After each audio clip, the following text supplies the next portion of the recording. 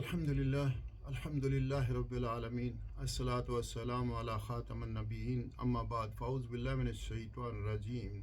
بسم اللہ الرحمن الرحیم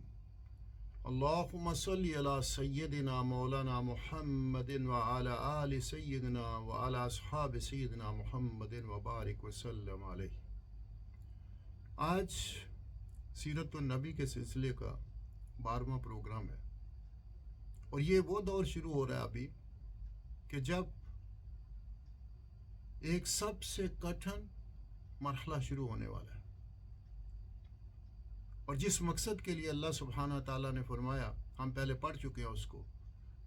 قم فانذر، کھڑے ہو جائیے اور لوگوں کو ڈرائیے۔ ابھی کھلی تبلیغ کا وقت آتا ہے۔ یہ پہلا حکم ملتا ہے اللہ سبحانہ تعالیٰ کی طرف سے، جب مومنین کی ایک جماعت اخوت و تعاون کی بنیاد پر قائم ہو گئی، جو اللہ کا پیغام پہنچانے اور اس کو مقام دلانے کا بوجھ اٹھا سکتی تھی، تو وہی نازل ہوئی اور رسول اللہ صلی اللہ علیہ وسلم کو مکلف کیا گیا کہ اپنی قوم کو کھلم کھلا دعوت دے اور ان کے باطل کا خوبصورتی کے ساتھ رخ کرے۔ اس بارے میں سب سے پہلے اللہ تعالیٰ کا یہ قول نازل ہوا، وَأَنذَرْ عَشِيرَتَكَ الْأَقْرَبِينَ، آپ اپنے نزدیک ترین قرابت داروں کو عذاب الہی سے ڈرائیے۔ یہ سورہ شورا کی آیت ہے، اور اس سورہ میں سب سے پہلے حضرت موسیٰ علیہ السلام کا واقعہ بیان کیا گیا، یعنی یہ بتایا گیا ہے کہ کس طرح حضرت موسیٰ علیہ السلام کی نبوت کا آغاز ہوا، پھر آخر میں انہوں نے بنی اسرائیل سمیت ہجرت کر کے فرعون اور تمام اور قوم فرعون سے نجات پائی، اور فرعون و آل فرعون کو غرق کیا گیا۔ بالفاظ دیگر یہ تذکرہ ان تمام مراحل پر مشتمل ہے جن سے حضرت موسیٰ علیہ السلام فرعون اور قوم فرعون کو اللہ کے دین کی دعوت دیتے ہوئے گزرے تھے۔ جب رسول اللہ صلی اللہ علیہ وسلم کو اپنی قوم کے اندر کھل کر تبلیغ کرنے کا حکم دیا گیا، تو اس موقع پر حضرت موسیٰ علیہ السلام کے واقعے کی یہ تفصیل اس لیے بیان کر دی گئی تاکہ کھلم کھلا دعوت دینے کے بعد جس طرح کی تکذیب اور ظلم و زیادتی سے سابقہ آنے والا تھا، اس کا نمونہ آپ صلی اللہ علیہ وسلم اور آپ کے صحابہ کرام رضوان اللہ تعالی مجمعین کے سامنے موجود رہے۔ دوسری طرف اس صورت میں پیغمبروں کو جھٹلانے والی اقوام مثلا فرعون اور قوم فرعون کے علاوہ قوم نوح، عاد،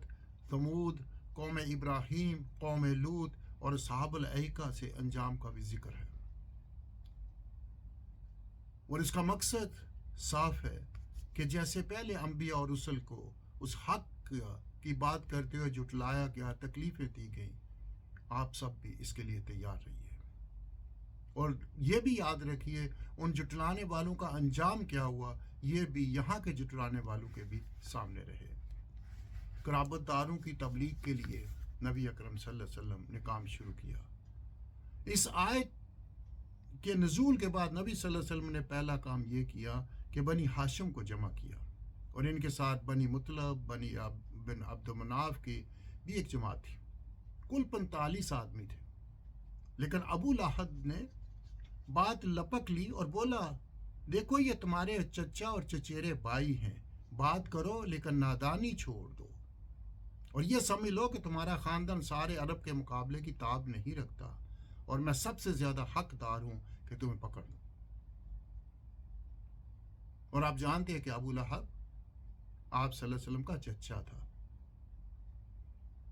بس تمہارے لیے اور تمہارے باپ کا خانوادہ ہی کافی ہے، اور اگر تم اپنی بات پر قائم رہے تو یہ بہت آسان ہوگا کہ قریش کے سارے قبائل تم پر ٹوٹ پڑیں گے، اور باقی عرب بھی یعنی مدد کریں۔ پھر میں نہیں جانتا کہ کوئی شخص اپنے باپ کے خانوادے کے لیے تم سے بڑھ کر شر اور تباہی کا باعث ہوگا۔ اس پر آپ صلی اللہ علیہ وسلم نے خاموشی اختیار فرمائی اور اس مجلس میں گفتگو نہ کی۔ اس کے بعد آپ صلی اللہ علیہ وسلم نے دوبارہ جمع کیا اور ارشاد فرمایا، ساری حمد اللہ کے لیے ہے، میں اس کی حمد کرتا ہوں اور اسی سے مدد چاہتا ہوں، اس پر ایمان رکھتا ہوں، اسی پر بھروسہ کرتا ہوں، اور یہ گواہی دیتا ہوں کہ اللہ کے سوا کوئی لائق عبادت نہیں، وہ تنہا ہے، اس کا کوئی شریک نہیں۔ پھر آپ صلی اللہ علیہ وسلم نے فرمایا رہنما اپنے گھر کے لوگوں سے جھوٹ نہیں بول سکتا، اس اللہ کی قسم جس کے سوا کوئی معبود نہیں، میں تمہارے طرف خصوصاً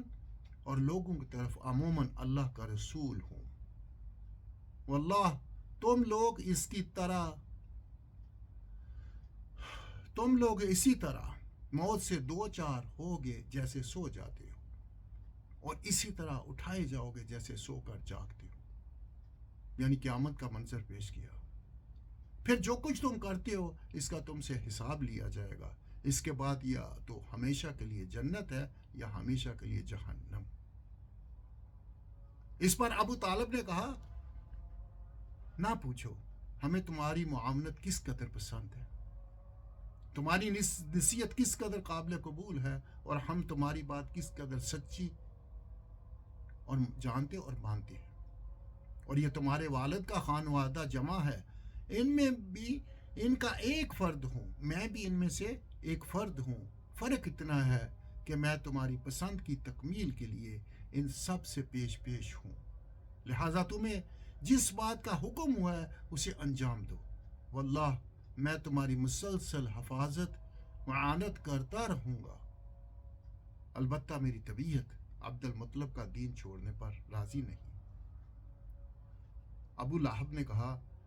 یہ اللہ کی قسم برائی ہے، اس کے ہاتھ دوسروں سے پہلے تم لوگ خود ہی پکڑ لو قبل اس کے کہ دوسرے لوگ پکڑے۔ اس بار ابو طالب نے کہا اللہ کی قسم جب تک جان میں جان ہے ہم ان کی حفاظت کرتے رہیں گے۔ اور ابو طالب نے، آپ کے چچا نے، جو آپ کے دادا نے اپنے بیٹے ابو طالب کو آپ کا ہاتھ پکڑایا تھا اور نصیحت کی تھی کہ اس کو اکیلا مت چھوڑنا، یعنی اپنے بھتیجے کو، اور ابو طالب نے وہ حق ادا کر دیا۔ یہ پورا عرصہ نبوت سے پہلے اور اس کے بعد ابو طالب نے اپنی وفات تک نبی اکرم صلی اللہ علیہ وسلم کا ساتھ دیا، اور ایسا ساتھ دیا کہ جیسا ساتھ دینے کا حق ہوتا ہے۔ دوستو یہ آج کا سلسلہ تھا 12واں، انشاءاللہ کل دوبارہ گفتگو کریں گے۔ میری دعا ہے کہ اللہ سبحانہ تعالیٰ ہمیں اپنے پیارے نبی صلی اللہ علیہ وسلم کے بارے میں جاننے کی، سمجھنے کی، سوچنے کی، تدبر و تفکر کرنے کی ہمت و توفیق عطا فرمائے، کہ وہ جو ساری مشقتیں، ساری تکلیفیں پیارے نبی صلی اللہ علیہ وسلم نے اٹھائیں، مقصد کیا تھا؟ وہ رحمت اللہ العالمین ہیں، وہ رحمت اللہ العالمین تھے، اور قیامت تک رحمت اللہ العالمین ہے۔ ہمارا کیا کام ہے کہ اپنے پیارے نبی صلی اللہ علیہ وسلم کو سمجھنا، وہ ذات اقدس کیا تھی اور کیا ہے۔ ہم سمجھ جائیں گے تو ہماری دنیا اور آخرت سمجھ جائے گی۔ سبحان ربک رب العزت عما یصفون وسلام علی المرسلین والحمد للہ رب العالمین وجزاکم اللہ خیر۔ السلام علیکم ورحمۃ اللہ وبرکاتہ۔